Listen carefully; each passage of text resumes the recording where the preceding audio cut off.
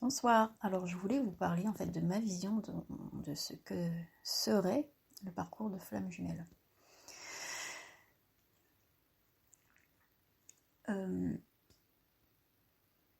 Je vous parle de ça en faisant référence à mon expérience. Et en faisant référence aussi à ce que j'en ai entendu. Voilà. Je me suis beaucoup informée sur le sujet parce qu'à un moment donné, je vivais une relation et je sais plus si c'est un ou 2 ans après ça, je suis tombée sur une vidéo qui parlait de ça en fait. Et je me suis dit, mais ça décrit exactement ce que je vis avec un tel. Et bon. Et du coup, je me dis, bon, bah, c'est peut-être ça. Peut-être, peut-être pas. Voilà. Je me suis longtemps pris la tête à me dire, est-ce que c'est ça ou pas? Parce que j'avais conscience que le fait de croire en ce parcours, en ce lien plutôt, on va dire, ça m'empêchait de passer à autre chose en fait, et de vivre ma vie, et de vivre ma vie sentimentale en fait, d'être ouverte à d'autres rencontres.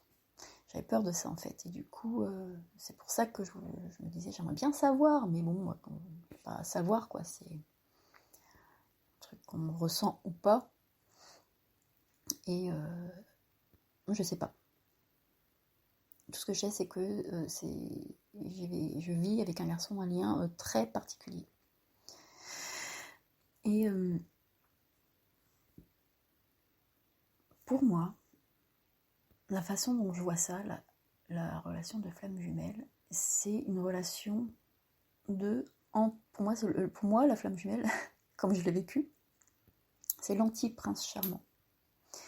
C'est-à-dire que, alors moi, tout ce que je vais vous dire, c'est ma vision des choses. Hein. Alors, c'est ma vision et ma vérité. Et encore, c'est ma vérité au moment où je vous en parle. Hein. Peut-être que dans un mois, 10 ans, je verrai les choses complètement différemment.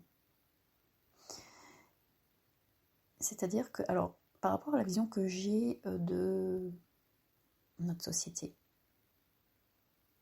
c'est que, en fait, on est enfermé dans toute une stratégie de manipulation qui veut que, en fait, on est dans l'idée, alors en tant que fille, je vais parler, qu'il y ait un seul garçon pour nous qui existerait, qui nous conviendrait, et que ce garçon, une fois que nous l'aurions rencontré, nous libérerait de toutes nos chaînes et de tous nos malheurs. Qu'à partir de cette rencontre, nous nous marierions, aurions beaucoup d'enfants, serions des consommateurs en puissance.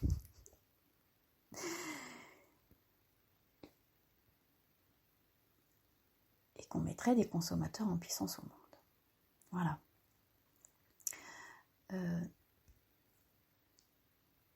Et que nous serions des gens qui, en fait, attendraient toujours quelque chose de l'extérieur pour être heureux, toujours quelque chose de l'extérieur pour ressentir du plaisir. Et ce quelque chose d'extérieur étant donc le prince charmant. Pour le garçon, c'est la princesse aussi. Hein. L'extérieur, du coup, c'est les enfants. Je dis pas que c'est pas une véritable source de bonheur, hein, c'est pas ça que je dis. Ce que je dis, c'est que on nous ferait croire que c'est ce schéma-là, qu'il n'y a que ce schéma-là de vie qui peut rendre heureux, en fait. Et que c'est qu'au travers uniquement de ces éléments-là qu'on peut trouver le bonheur. Alors, c'est faux.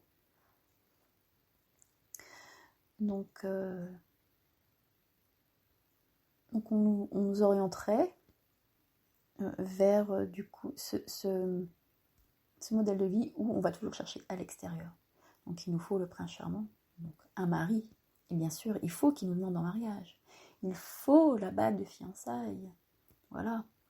Il faut la demande en bonne et due forme, en public, sinon c'est pas drôle. Eh oui, il faut que les autres voient, il faut que l'ego se soit gonflé par tout ça.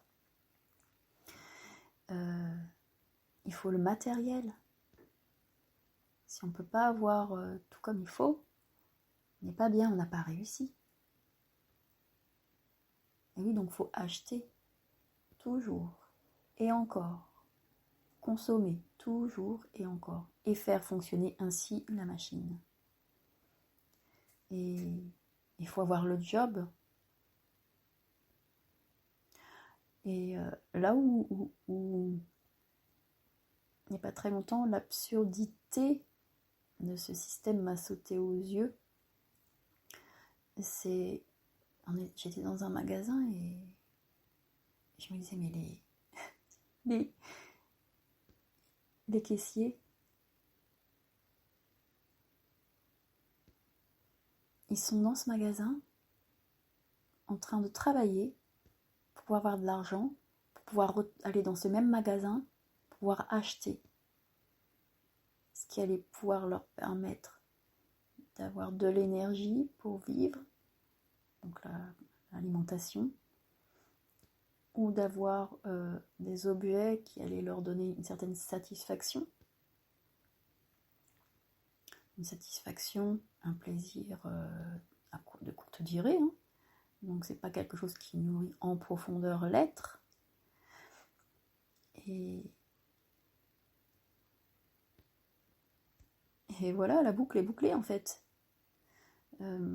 C'est-à-dire que j'ai vraiment perçu, alors c'est-à-dire que je le savais depuis longtemps ça, mais là vraiment je l'ai ressenti, qu'on nous utilisait vraiment, voilà, comme des esclaves, on nous fait travailler, on nous fait produire quelque chose qu'on va nous-mêmes après consommer en fait. Sauf que l'argent qui est généré par tout ce système-là, c'est pas nous qui en profitons. Le vrai bénéfice, il n'est pas pour nous. Nous, on est juste utilisés, en fait. Un objet. Et on est juste un des rouages de l'engrenage, en fait. Moi, je vois ça comme ça. Et tout est fait pour que on se détourne de ce qui nous apporte véritablement de l'enrichissement, c'est-à-dire tout est fait pour qu'on aille chercher à l'extérieur. Et tant qu'on va chercher à l'extérieur, on ne regarde pas à l'intérieur. Alors, il y a Internet, et le fait qu'on puisse avoir à chaque instant quelque chose qui va occuper notre esprit, quelque chose sur quoi on va focaliser notre attention, et pendant qu'on focalise notre attention là-dessus, notre attention, elle n'est pas focalisée sur ce à quoi on aspire réellement. J'entends par là, ce à quoi notre être profond aspire. Parce que l'être, notre personnage, celui qui est façonné, qu'on a façonné en écoutant ce que la société nous dicte de faire, sans même qu'on s'en aperçoive, hein, on est bien d'accord là-dessus. Et encore parfois on peut s'en apercevoir et pas réussir à faire autrement. Ça a été mon cas, c'est-à-dire que même si très tôt j'ai pris conscience de mon conditionnement familial, pour autant j'ai pas réussi à m'en défaire avant d'avoir vraiment des outils tels que la sophrologie, la psychothérapie, et surtout l'observation de ses propres pensées. Avant ça, j'ai pas réussi à faire, j'arrivais pas à faire autrement en fait que mon schéma familial m'ordonnait en fait de faire. Et donc, je sais bien que c'est délicieux de recevoir des messages, d'avoir des gens qui nous sollicitent, qui s'intéressent à nous. C'est délicieux d'avoir un job qui est socialement reconnu, ou une activité socialement reconnue.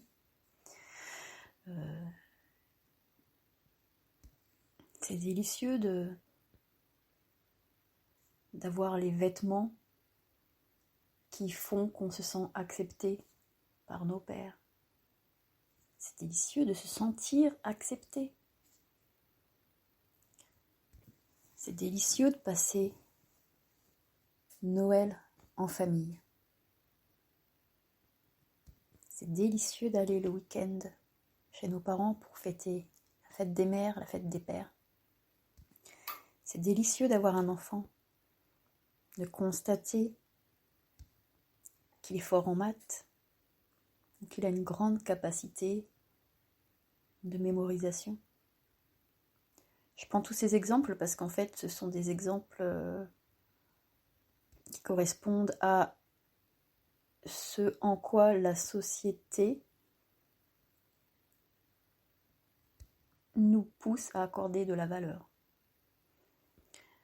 Si on parle des capacités psychiques, et ben justement, c'est clair que si tu es fort en maths, que si tu sais retenir beaucoup de choses, par exemple, vous voyez, pour faire des études universitaires, il faut avoir une capacité d'intégration, pas d'intégration, une certaine capacité de mémorisation.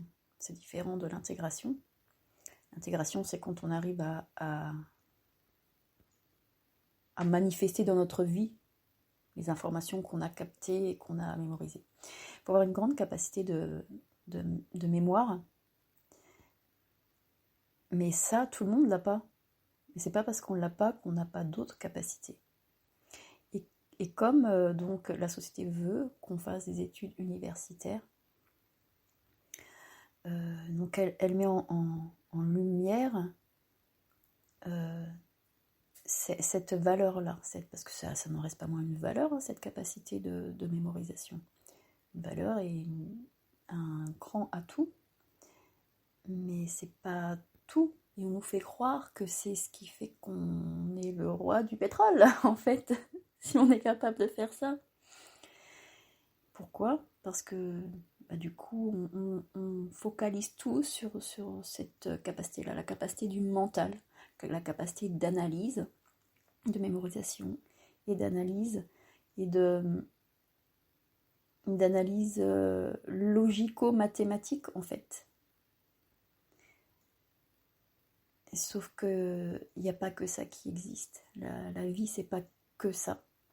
Il y a plein de gens, et dont j'ai fait partie, hein, et dont je fais partie encore certainement maintenant, parce que chaque jour, en fait, je fais un pas de plus vers la liberté, la libération de tout ça, de ce système. Et voilà, il y a plein de gens qui sont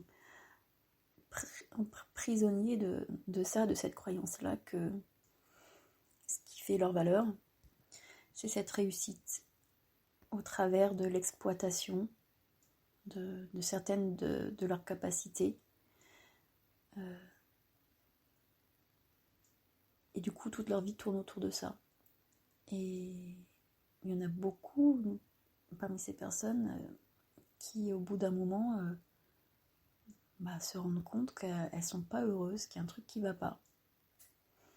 Et c'est au bout d'un moment, les personnes vont se tourner vers tout ce qui est, on va appeler le domaine de la spiritualité, mais c'est quoi ? C'est le domaine de la vie dans sa globalité, en fait, qui ne se résume pas que à avoir un job qui nous fait utiliser tout le temps nos méninges, ou à exceller dans un certain domaine et se délecter de cette reconnaissance sociale que cela nous amène, en fait, que ça nous apporte.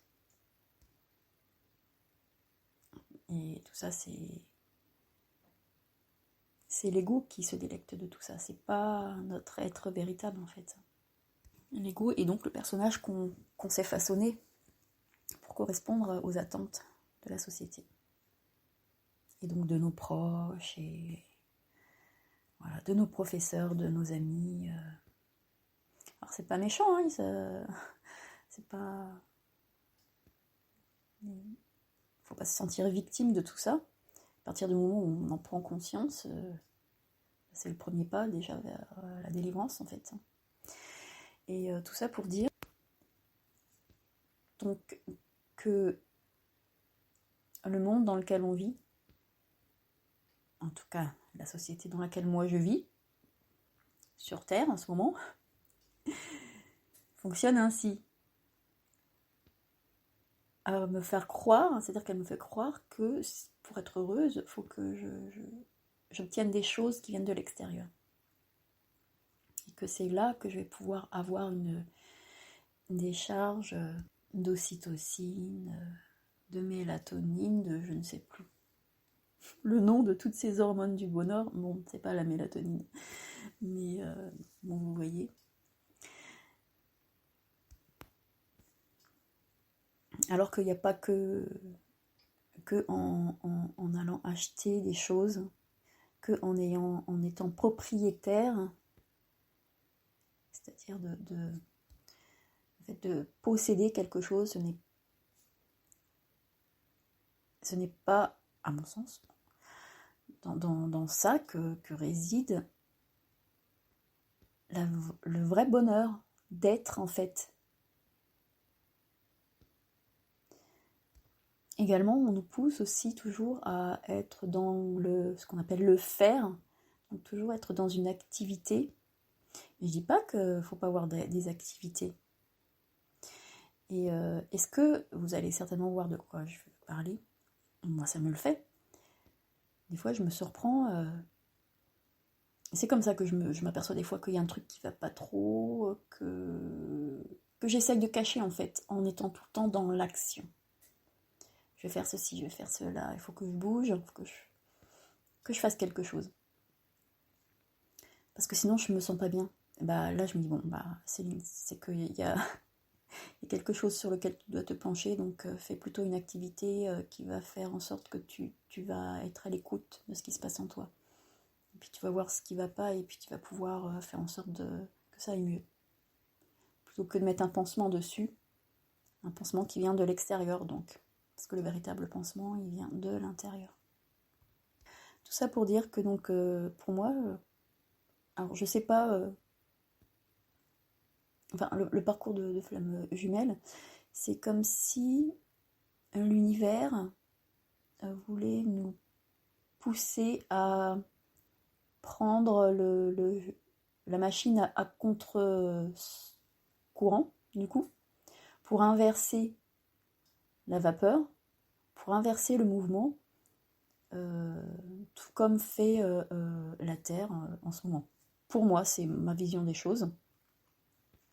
C'est-à-dire que, alors je vous parle aussi de ça par rapport à des choses que j'ai entendues, et que j'ai mis en relation avec moi, ce que je vis personnellement, et avec mes ressentis et mes intuitions, et mon instinct, etc. C'est-à-dire que la Terre est arrivée à un moment où, alors on va parler d'énergie, vous pouvez aller voir Einstein, ce qu'il dit à propos de l'amour. On ne parle pas là de l'amour romantique, on parle d'une certaine énergie. Et moi j'ai toujours cru que cette énergie-là, même avant d'écouter ce qu'Einstein en disait, était la clé, en fait. Et que le monde dans lequel on vivait faisait tout pour taire cette chose-là. Pour pas que le monde fait en sorte que les gens ne s'aiment pas, et que on croit qu'on s'aime, mais c'est pas de l'amour. C'est de l'attachement, c'est de la possession, c'est pas de l'amour. c'est de la dépendance affective. Tout ça, c'est pas l'amour. Ça veut dire qu'on peut pas aimer les gens avec qui on est en dépendance à un moment donné. Hein. Mais c'est-à-dire qu'on a un travail de guérison à faire pour se dépouiller de toutes ces choses-là qui nous empêchent d'être qui nous sommes réellement. Et là, on peut accéder vraiment à ce qu'est véritablement l'amour. Voilà. Et là, la Terre, en fait, elle est arrivée à un moment donné où elle peut plus continuer, elle, de vivre comme ça. C'est-à-dire dans un monde où c'est pas l'amour qui règne. Là, elle est arrivée à un point de bascule. Et du coup, je ne saurais pas l'expliquer. Il y a quelque chose qui change en elle. Et pour que comme un mouvement de rébellion, on va dire. Et ce mouvement qui vient de la Terre, en fait, se répercute sur tout ce qui la compose, en fait, dont les êtres humains. Et nous, les êtres humains, du coup, qui étions pris dans tout ce mécanisme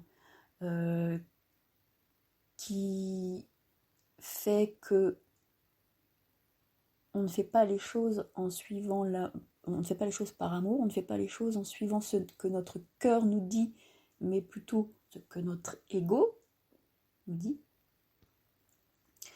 Là, on est à une période où, vu qu'on ne peut plus faire ça, en fait. C'est plus possible. Pourquoi c'est plus possible ? Parce que les énergies que la Terre nous envoie, là, en fait, nous empêchent de continuer à être bien. Comme ça. Alors, moi, je ne sais pas comment les autres le ressentent. J'ai certains retours par rapport à grâce à Internet. Sinon, autour de moi, j'observe simplement les gens qui sont en train, eux, voilà, à un moment donné, de se dire « ça va plus, là, qu'est-ce qui se passe ? Je suis pas bien, je comprends pas. » Voilà. Tout comme moi, à un moment donné. Ça s'est passé comme ça aussi. Maintenant, j'ai une autre explication parce que j'ai approfondi le sujet en m'explorant moi et en me renseignant aussi auprès d'autres personnes sur Internet qui savent expliquer tout ce processus-là. Et du coup, pour moi, tout ce système, du coup, on va rencontrer le prince charmant et on va attendre que l'extérieur nous comble ce vide qu'on a tous en nous. On a tous.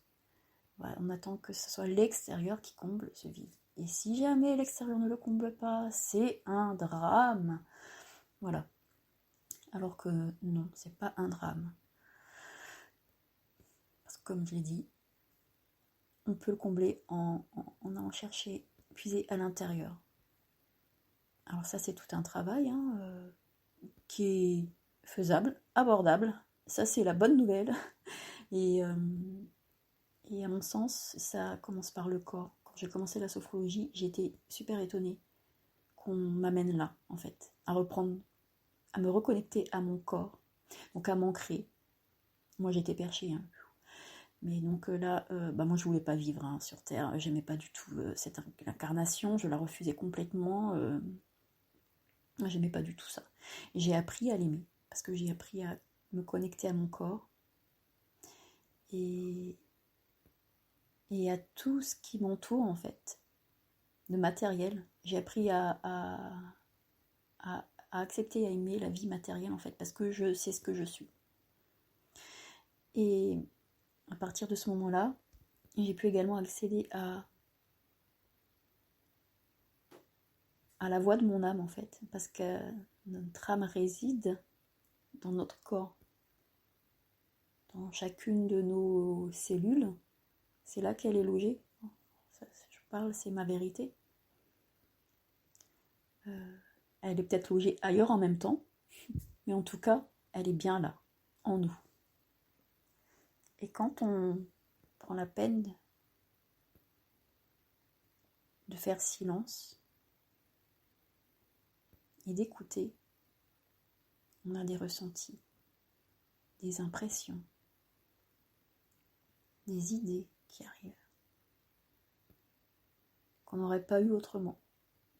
Et moi, c'est dans ces moments-là que je vois bien que c'est des choses qui viennent, qui me font vraiment du bien. Parce que si je les écoute, et bah ouais, c'était ça. Ah ouais, c'est ça. Ouais, là, je suis bien. Ouais. Et pour moi, là, ce parcours de flamme jumelle, c'est plus qu'un parcours vers l'autre, c'est un parcours vers soi. Moi, c'est exactement comme ça que je l'ai vécu. Et je me suis jamais dit, faut que je fasse ce travail-là sur moi pour pouvoir vivre cet amour avec cette personne. Non, parce que de toute façon, ce travail, je voulais le faire pour moi seule, pour être bien, pour être bien. J'allais dire pour être bien dans cette putain de vie, parce que pour moi, c'est comme ça que je le voyais avant. Et encore maintenant, parfois, des fois, j'ai encore envie, je me dis, mais bon, ça, quand je suis pas bien, je me dis, quand est-ce que ça s'arrête, en fait? C'est bon, là, maintenant, j'ai fait ma part. Mais là, c'est quand je suis dans la peur. Et quand j'arrive à transmuter ces peurs-là, à voir ce qu'il y a derrière, et que j'accède du coup à l'autre facette de la pièce, donc la facette amour en fait, bah là je dis remercie, je dis ah merde, merci quoi. Et je ressens de la gratitude c'est le truc le plus fort que j'ai jamais ressenti. C'est la gratitude de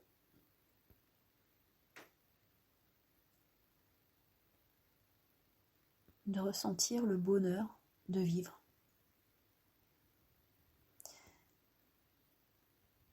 Simplement en étant, simplement en vivant. C'est-à-dire sans avoir besoin d'aller téléphoner une copine, sans avoir besoin de quelque chose voilà, qui vient de l'extérieur, d'aller dans un magasin s'acheter une fringue, d'aller sur internet, d'aller mater des vidéos, sans avoir besoin de ça pour ne pas être mal en fait. Non, juste, c'est pas que j'ai pas besoin de ne pas être mal, c'est que je suis bien en fait. J'ai même plus besoin de... Ça m'arrive encore, hein, attention, hein, mais je sais le voir, le reconnaître et du coup aller voir ce qu'il y a derrière hein, pour me débarrasser de ça. Et pour moi, c'est ça le parcours de flamme jumelle, c'est aller voir au fond de soi ce qui se passe et faire en sorte de trouver le bonheur de vivre sans avoir besoin d'un prince charmant. Parce que la flamme jumelle, elle n'est pas là pour ça. Si ça existe vraiment, moi je sais pas. Hein. Je sais pas ce que j'ai vécu si c'est ça. En tout cas, c'est... Quand j'écoute hein, la description de ce qu'est le parcours, c'est ce que moi j'ai vécu. Sans chercher à le vivre, hein. Encore une fois, c'est-à-dire que je vivais ça et à chaque fois, au fur et à mesure que je lisais que je voyais les titres de vidéos, je me dis tiens, ça en ce moment c'est ce que je vis. Alors j'allais voir. Mais je l'ai jamais fait pour quelqu'un. Je l'ai jamais fait pour retrouver quelqu'un. Je le faisais pour me retrouver moi, en fait. Alors paraît-il que de se retrouver soi, d'être dans, comment on appelle ça, dans la complétude, ça fait revenir l'autre. Bon, il est toujours pas revenu, hein. Mais c'est pas grave, c'est pas... Parce que moi, tant que je suis bien, c'est ce qui compte. Et la chose qui me manquerait, qui me manque, j'ai envie de dire, effectivement, c'est le partage. Maintenant que je suis bien seule avec moi-même, en fait. Une chose dont je rêve, c'est de partager avec quelqu'un. Ça peut être un ami, une amie, peu importe. Un amoureux, ce serait mieux parce que j'ai envie maintenant d'avoir quelqu'un auprès de moi. Avant, j'en avais pas envie. J'avais autre chose à faire, autre chose à penser. J'avais à penser à moi, à me reconstruire moi. Et maintenant que je me sens complète, j'ai cette envie-là. Parce que je sais que ce ne serait pas quelque chose qui viendrait... ce ne serait pas une relation qui viendrait avoir fonction de pansement. Non. Surtout que si c'était une relation qui aurait fonction de pansement, moi-même je serais le pansement de la personne. Et ça, je ne peux plus. C'est-à-dire que si vous connaissez le triangle de Karpman, du coup, je ne peux plus entrer dans ce schéma relationnel-là. Je le vois tout de suite et je ne le supporte pas. J'aimerais un jour pouvoir supporter de nouveau d'être devant des gens, parce que des fois même avec mes amis, hein, comme je l'ai dit dans une autre de mes podcasts, il y a des moments où je ne peux plus supporter, qui me considèrent... je me sens utilisée en fait. S'ils ont besoin de faire le sauveur, ils vont m'utiliser pour faire le sauveur, et c'est insupportable pour moi, parce que du coup, ça sert à quoi en fait? On n'est pas en train de vivre une vraie chose là. Elle est où l'essence du moment là qu'on est en train de vivre? C'est quoi l'essence? C'est une essence de manipulation. Moi, j'en veux pas. Je peux plus rentrer là-dedans. Du coup, oui, maintenant, je sais que je peux avoir une vraie relation, dans le sens où j'ai pas besoin de quelqu'un. Et je veux pas que ce soit une personne qui... Et ce sera pas possible. Ce sera pas une personne qui aura besoin de moi pour combler quelque chose. Non, ce sera parce que l'un et l'autre, on sait goûter ce que nous apporte la vie. On sait voir l'abondance de ce que nous apporte la vie dans chacune des choses qui nous entourent. Et que de vivre ça à deux, pour moi, c'est comme si ça allait décupler tout ça, toute cette beauté que je vois déjà autour de moi. De vivre à deux, c'est comme si ça allait rendre encore plus puissant la beauté de ce que je vis. Juste dans le fait de partager en fait. Je ne sais pas comment l'expliquer autrement, parce que je ne l'ai pas réellement vécu. Pour l'instant, je ne le vis que en projection. Et le fait est que coup de théâtre, en fait. Il n'y a pas très longtemps, j'ai vécu quelque chose de très très très surprenant. Pour ceux qui connaissent donc le parcours de Flamme Jumelle, vous avez certainement entendu parler de... Alors je ne sais plus comment on appelle ça, du réveil du runner qui d'un coup prend conscience qu'il aime son chaser. Et moi qui me positionnais donc en chaser, je me disais un jour, donc la personne avec qui je pensais être dans un parcours de Flamme Jumelle, je pensais peut-être, je ne savais pas. Parce qu'on ne s'est pas vu, je ne sais plus si je vous l'ai déjà dit, on ne s'est jamais vu en vrai. Et du coup, je me disais que peut-être que ça faussait la donne. Peut-être que du coup, j'ai pas pu m'apercevoir de plein de choses en fait. Et que ces choses-là auraient pu être à même de me confirmer si j'étais dans ce genre de relation-là ou pas. En fait, ce qui s'est passé, c'est que ce truc-là, je l'ai vécu, mais pas avec ma soi-disant flamme jumelle. Je l'ai vécu avec mon meilleur ami, en fait. Mais c'est un truc de fou.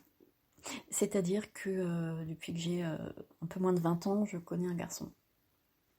Et c'est devenu mon meilleur ami. À un moment donné, lui m'avait déclaré sa flamme. Et moi, j'étais restée, mais de marbre. C'est-à-dire que je voulais pas entendre ce qu'il me disait. Et je voulais qu'on continue notre relation comme avant. Sauf que pour lui, c'était pas possible. Du coup, on était restés longtemps sans se voir. Et puis, de fil en aiguille, on s'est revus. Voilà, ça fait 20 ans comme ça qu'on se voit, qu'on se téléphone surtout de temps en temps. Des fois, on peut rester 1 an sans se téléphoner. On est resté des fois plusieurs années sans se voir. Et lui a fait sa vie de son côté, il a des enfants. Et voilà. Et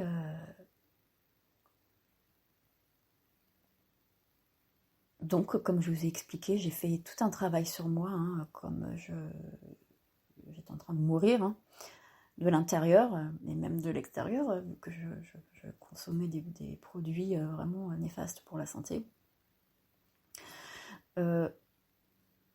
Tout le travail que j'ai fait sur moi, j'ai bien senti hein, petit à petit tout ce qui se passait en moi. Et ça a commencé vraiment avec les enfants. C'est-à-dire à un moment donné, pour moi, les enfants, ça ne représentait rien à mes yeux. D'une part, je ne ressentais pas l'envie d'en avoir, mais même les autres enfants, hein, je veux dire, ils ne représentaient rien, à part les petits bébés très mignons. J'aimais bien, mais sinon, ils ne représentaient rien à mes yeux. Petit à petit, j'ai senti mon regard changer. Le regard que je portais sur eux, je l'ai senti changer. Ensuite, j'ai senti que j'avais envie, j'étais attirée par eux. J'avais envie de leur parler. Et j'ai fini par travailler dans une école maternelle pendant 1 an. J'ai fait le métier de AESH, donc c'est accompagnant d'élèves en situation de handicap. J'ai accompagné une petite fille de 6 ans, autiste. J'ai vécu l'expérience de ma vie avec cette petite et également avec tous les enfants. Vraiment pendant 1 an, j'ai baigné, vraiment, j'étais dans un bain d'amour, quoi. Pendant 1 an, c'était génial. J'ai vécu des choses hyper fortes avec eux, mais des choses tellement simples et c'est de l'ordre du ressenti. C'était fou, c'était fou. C'est la plus belle chose jusque-là que j'ai eu à vivre. Et cet amour-là, j'avais commencé à le ressentir pour les adultes aussi. Hein. Les enfants, c'est venu après parce que je pense que ça m'a réconcilié avec l'enfant que je suis, qu'on est tous et qu'on reste tous. Enfin, c'est la base de ce qu'on est. Cet être pur, en fait, sans peur, sur qui vient se greffer les peurs, évidemment, et tout le conditionnement dont j'ai parlé précédemment. Avant les enfants, c'est vrai que j'avais commencé à ressentir de l'amour pour mon prochain, tout simplement, hein, vraiment, et des fois je le ressentais quand j'étais dans le métro. Je ressentais ce truc-là, c'était hyper fort. Et comme on dit, ce qui se passe la relation qu'on a à l'autre est le reflet de la relation qu'on a à nous-mêmes. Et donc parallèlement à ça, donc l'amour pour moi aussi s'est révélé. L'amour pour soi, c'est pas l'amour, c'est-à-dire, c'est pas le fait, parce que moi je confondais, je me disais, mais non, je m'aime, je me trouve des qualités, donc je m'aime, c'est pas ça. C'est pas se dire, oui, je suis belle, ou oui, je suis intelligente, ou oui, j'ai telle qualité, on en a tous. Et l'amour que j'ai développé pour moi, c'est l'amour tout simplement de l'être.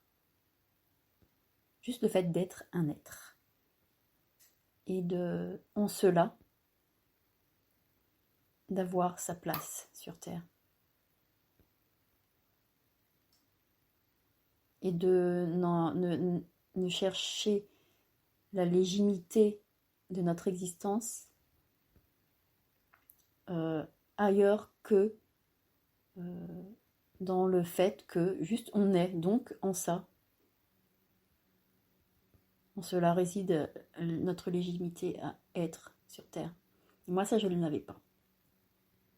Pour tout un tas de raisons qui sont explicables de par mon vécu. Mais en tout cas, voilà, moi, je ne me sentais pas du tout légitime à être. C'est pour ça que j'avais pas envie de vivre sur cette terre, comme je vous disais. Et cet été, j'étais au téléphone avec mon meilleur ami. Et à un moment donné, pendant qu'on discutait, j'ai ressenti de l'amour. Ça venait de ma poitrine. C'est là où je le ressens le plus souvent, vraiment. Je sens l'énergie, en fait, à ce niveau-là, qui émane. Et en même temps, j'ai un sentiment vraiment de bien-être qui m'inonde. Et depuis ce jour-là, en fait, mon regard a complètement changé sur cette personne. Je lui ai dit que je l'aimais, bien sûr. Et maintenant, je le perçois comme la 8e merveille du monde. Et je revois complètement toute notre histoire. Quand il m'a avoué qu'il m'aimait, maintenant, en fait, c'est comme si j'étais dans une autre dimension, une dimension dans laquelle, vous savez, comme un monde parallèle dans lequel j'aurais atterri, dans lequel celle que je suis aime ce garçon, et du coup, j'arrive même pas à comprendre comment j'ai pas fait pour le voir avant, en fait. Et du coup, j'ai énormément de regrets, parce que je me dis que j'ai certainement laissé passer une occasion, mais en or, hein, parce que ce garçon, moi je disais toujours, mais c'est tellement dommage que j'ai pas de sentiments pour lui, parce que c'est pour moi l'homme idéal, on s'entend tellement bien, je le trouve tellement génial.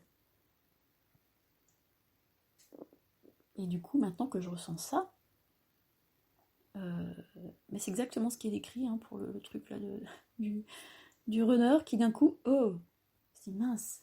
Et je voyais pas comment ça pouvait se manifester, ce retournement de situation. Et là, même si je l'explique pas autrement que parce que j'ai effectué une transformation intérieure de mon être, de ma personne, j'aurais jamais pu, avant de le vivre là, j'aurais jamais pu penser que ça allait se passer comme ça. Je pensais pas même que c'était faisable, en fait, je voyais pas comment. Là, de le vivre, je suis si, franchement. Et du coup, tout ça pour en arriver au fait que, parce que maintenant je vois, je ressens l'amour pour cette personne. J'arrive à me projeter, j'arrive à voir ce que ça pourrait être de partager l'amour en fait. Voilà. Puisque maintenant je vis une vie dans l'amour et plus dans la peur. Maintenant je vois ce que ça peut être de partager cela. Et je vois ô combien ça pourrait être magique de le vivre avec cette personne. Malheureusement, bon, il a une vie de famille, maintenant des enfants. C'est pas si simple. Je garde espoir. On verra bien. C'est la vie qui le dira si on doit se retrouver ou pas. En tout cas, même si on se retrouve pas, rien que le fait de vivre ça, c'est... Je savais pas que c'était possible. Avant, j'aimais pas. Je n'aimais pas, je savais pas ce que c'était que d'aimer. Je savais que j'aimais pas. Je le savais ça. Mais je savais pas ce que c'était que d'aimer. Je pouvais pas l'imaginer, le concevoir, parce que je l'avais jamais ressenti. Et là, c'est... Voilà, du coup, ce parcours de flamme jumelle, voilà pour moi ce que c'est la transformation, ce dont a besoin la Terre pour continuer à vivre, là, elle a besoin qu'on arrête d'être dans la peur et de tous se détester, se faire du mal, même parfois en croyant qu'on se fait du bien, mais non, non, non. Quand j'entends dans les émissions de télé-réalité une fille qui est contente parce que le gars est jaloux, oh, s'il est jaloux, c'est qu'il m'aime. Mais non, mais non. Et le gars est jaloux parce qu'il s'aime pas lui, déjà.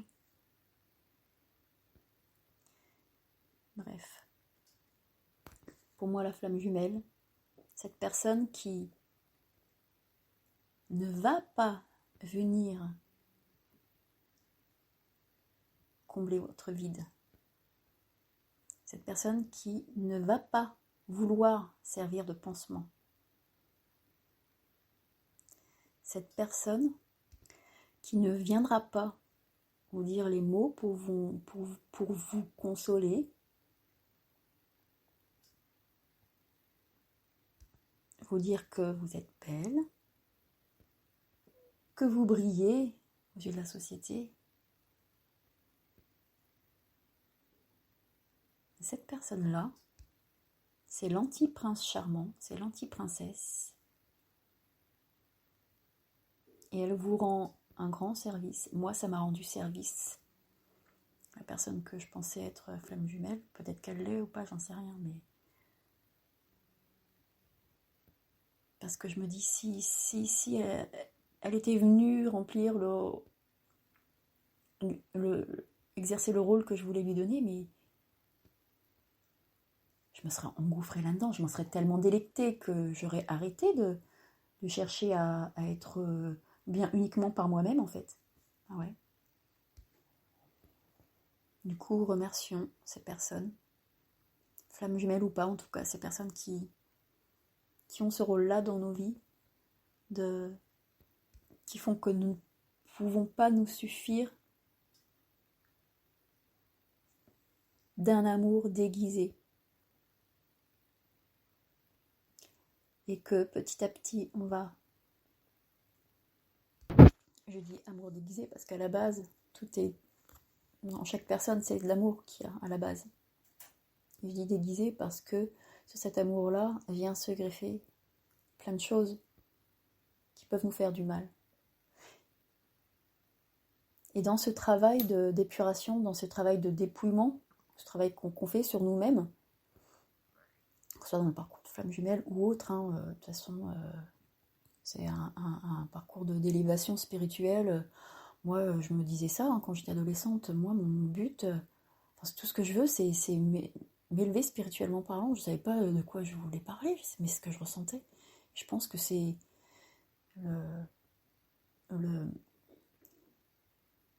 l'objectif de tout être humain, qu'on en soit conscient ou pas en fait. Qu'on est dans un parcours où on cherche à se défaire de nos chaînes, de nos peurs. Et plus on avance dans ce parcours qui est la vie, plus on devient, enfin c'est ce que ça a fait pour moi, plus je deviens exigeante envers ce sur quoi je focalise mon attention, ou plutôt exigeante envers la nature de ce sur quoi je focalise mon attention. Et plus j'arrive à...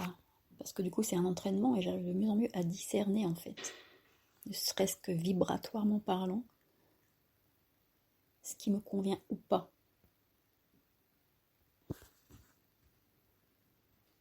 Et grâce à cette personne ou ces personnes, ces personnes qui refusent, que ce soit consciemment ou pas, qui refusent d'entrer dans ce jeu de manipulation relationnelle, parce que c'est ça.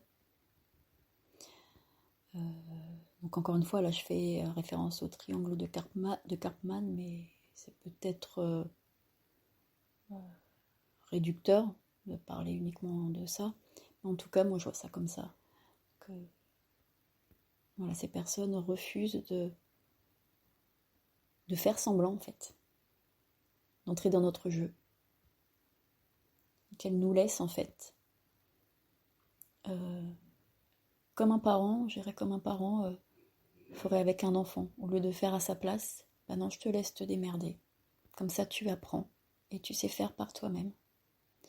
Et ça, pour moi, c'est ça, le parcours de flamme jumelle. C'est une personne qui va nous laisser nous démerder tout seul, sans nous apporter d'amour, pour qu'on apprenne à s'apporter l'amour par nous-mêmes. Voilà. Et du coup, par rapport à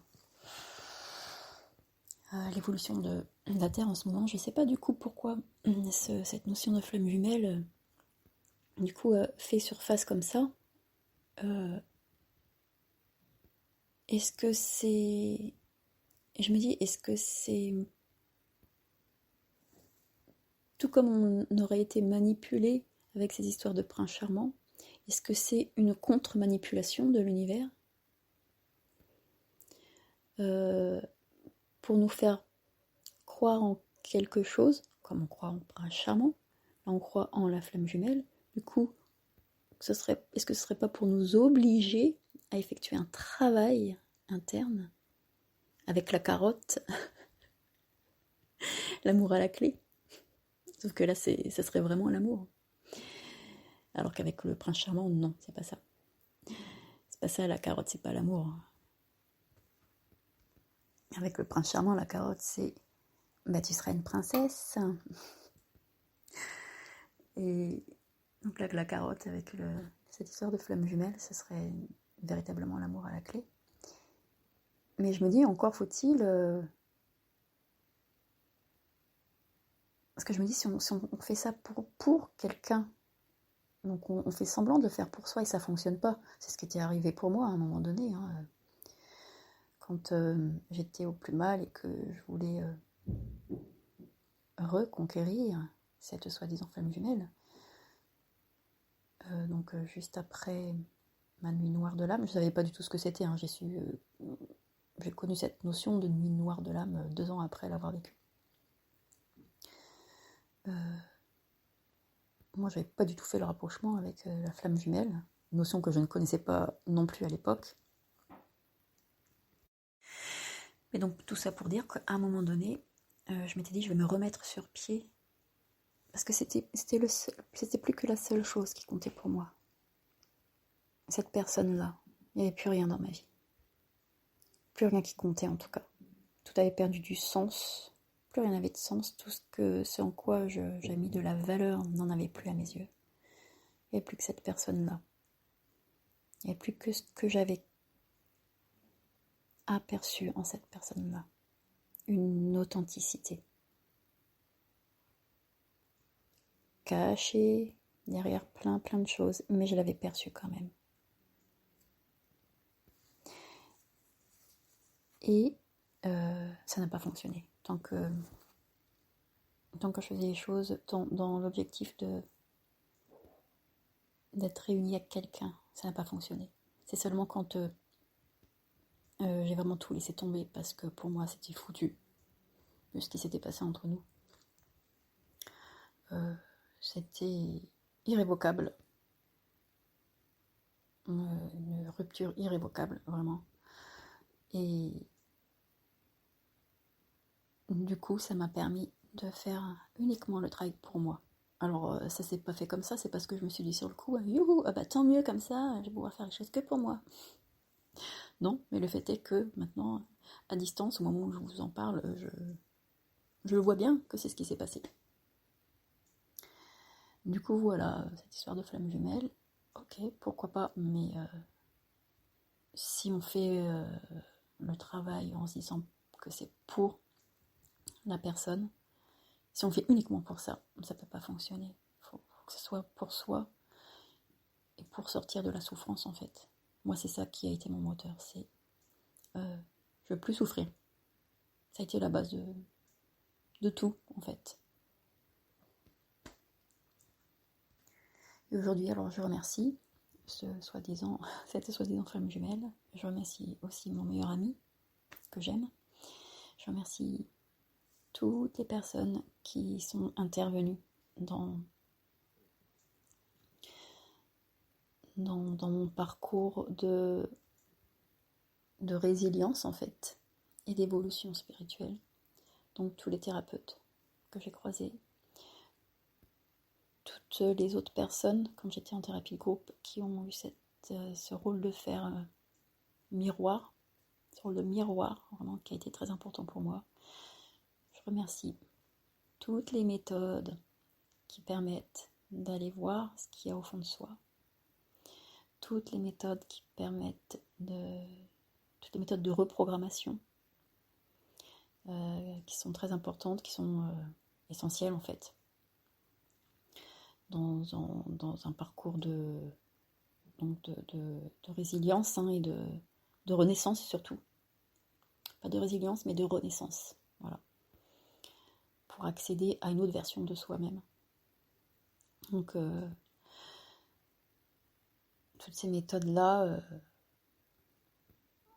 je sais pas si vous en connaissez pas, il y a la sophrologie, comme je l'ai dit. Il y a plein de choses, il y a la programmation neurolinguistique, il y a l'hypnose, en fait il y a tout un tas de choses, tout un tas de méthodes qui nous permettent d'accéder à ça. Voilà, je remercie toutes les personnes qui m'ont permis de me reconnecter à moi, qui m'ont appris à écouter. Donc c'est toutes les personnes, il y a des personnes que j'ai rencontrées sur internet et que j'ai vues en vrai, des énergéticiens, des énergéticiennes, des personnes également qui vont parler de tout ce qui est de l'ordre de la sensibilité qui est à prendre en considération, parce qu'on est des êtres doués de sensibilité et qu'il faut le prendre en compte. Et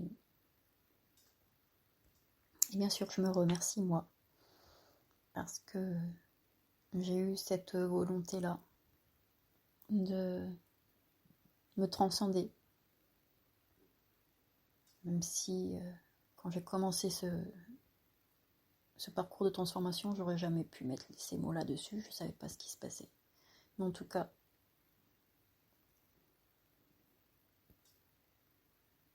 je me remercie pour l'endurance, en fait, d'avoir continué d'y croire, de croire en moi.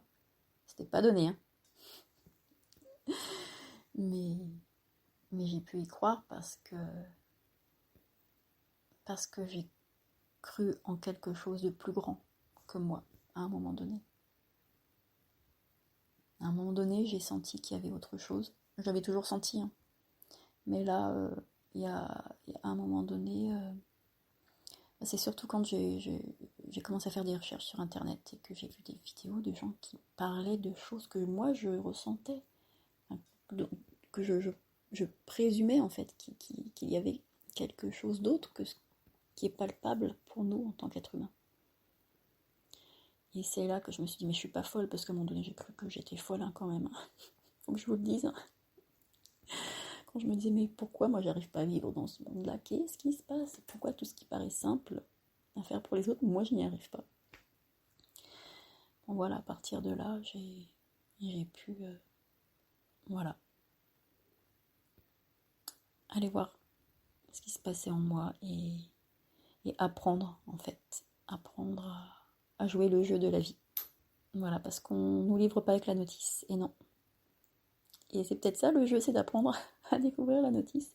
Et c'est sans fin, c'est sans fin. Chaque jour j'en apprends. Et c'est merveilleux parce que la vie en général m'a toujours passionnée. La vie dans le sens, le vivant. Que ce soit les animaux, les plantes, mais surtout l'être humain, vraiment. Dans le sens où j'ai toujours adoré comprendre, j'ai toujours aimé la psychologie et la biologie et tout en fait, la philosophie, tout ce qui permet de comprendre un peu ce qui se trame dans cette caboche, dans tout ce corps. Et le fait est que ce qui est super, c'est que je suis mon propre sujet d'étude en fait. Et ça, c'est vraiment génial. Si j'ai une passion dans la vie, c'est ça en fait. J'allais dire c'est moi. Non, mais c'est l'étude et l'observation du vivant. en fait. Tout simplement. Je vais terminer là-dessus. J'espère que ça vous aura plu. Et il y a une adresse mail si jamais vous voulez, je sais pas, me poser une question. Ou si vous avez envie de me raconter votre expérience, si ça m'intéresserait. Si vous avez envie d'effectuer un retour, quel qu'il soit. Voilà, je vous fais des gros bisous. Ciao.